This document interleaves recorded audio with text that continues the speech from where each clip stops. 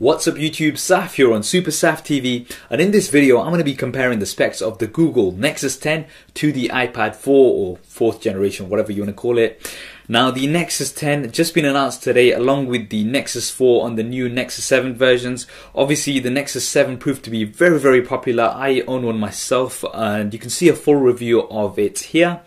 And that was obviously the 7-inch form factor, but now Google are aiming for the more popular form factor of the 10-inch display and competing more directly with the iPad, which is currently the most popular tablet out there. So I'm sure everyone's wondering what the differences are between the iPad 4 and the Google Nexus 10. So what I'll be doing in this video is I'll be running through the specs and giving you guys a better idea of the differences between these two devices. So let's begin with the form factor and screen size. Screen size, iPad 4 comes in at 9.7 inches. The Nexus 10 is around about 10.5 inches. So you've got a bigger display on the Nexus 10.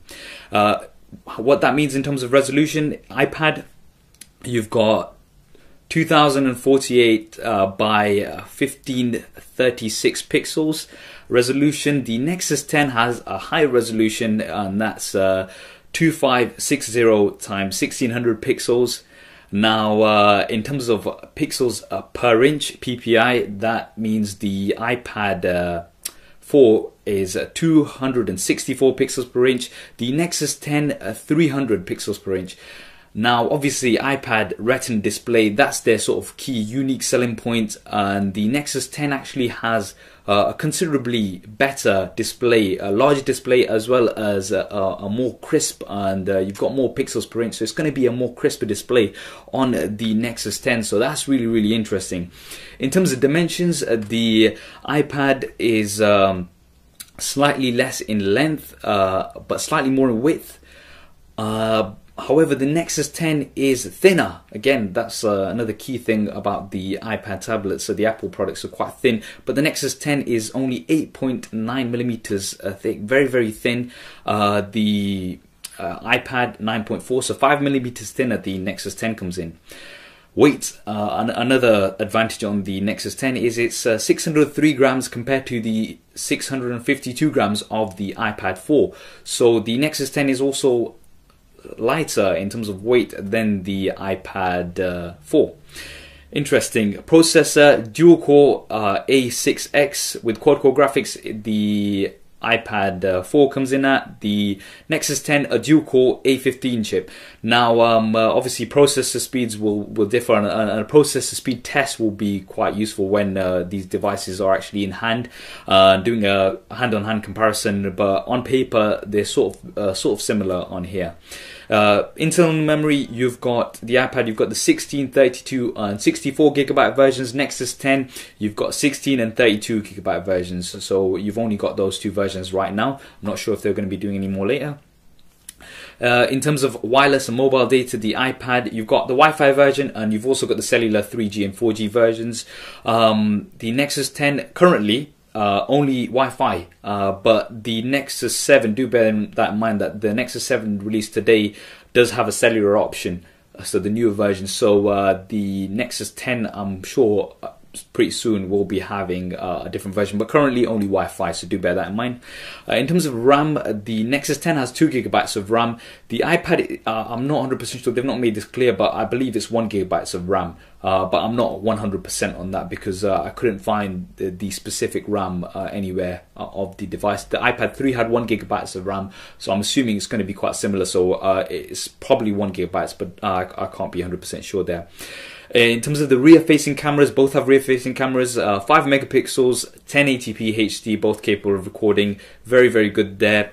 Front-facing camera, the iPad has a 1.2 megapixel camera, 720p HD can film at. The Nexus 10 has a slightly better camera, 1.9 megapixels in terms of megapixels, and 720p HD it can also record.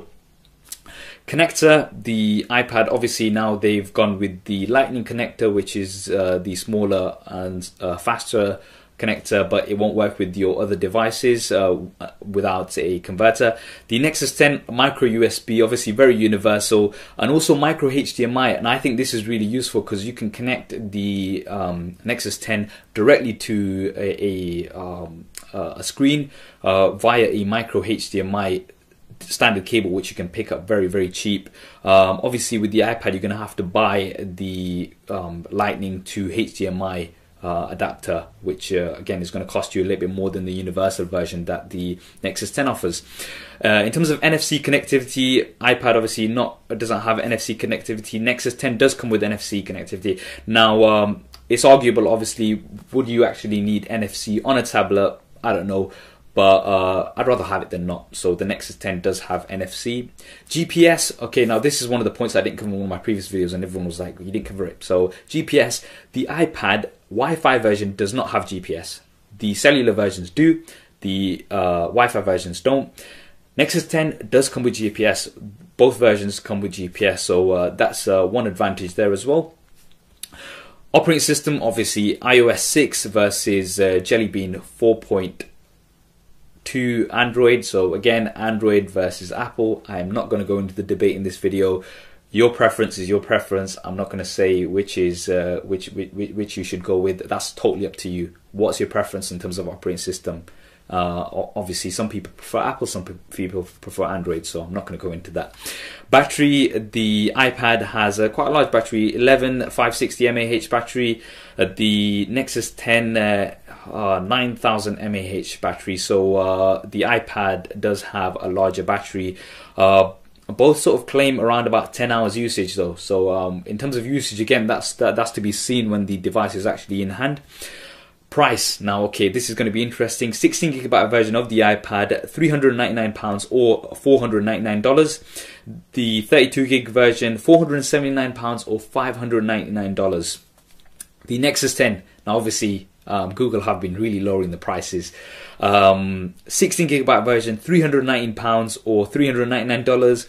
And the 32GB version, £389 or $499. So roughly speaking, $100 you're going to save by getting the Nexus 10. So again, pricing, obviously Google do come in at more of a budget price than Apple, as with lots of other devices. That's what they've been doing. So price obviously is a key factor for most people, and the Nexus 10 is coming in quite a bit cheaper. To summarize, those were some of those were the key features of both the devices. Undoubtedly, both are going to be very popular devices. And what are your views on the Nexus 10 and the iPad 4? Drop me a comment below. Do let me know what you think. And if I do get a hold of one, in the usual style, I will do a comparison hands-on. Hope you enjoyed this video and found it useful. If you did, please do hit that thumbs up button. It really does help me out. And do subscribe to the channel as well. I've got videos coming very regularly on here, so do subscribe. This is Saf on Super Saf TV, and I'll see you next time.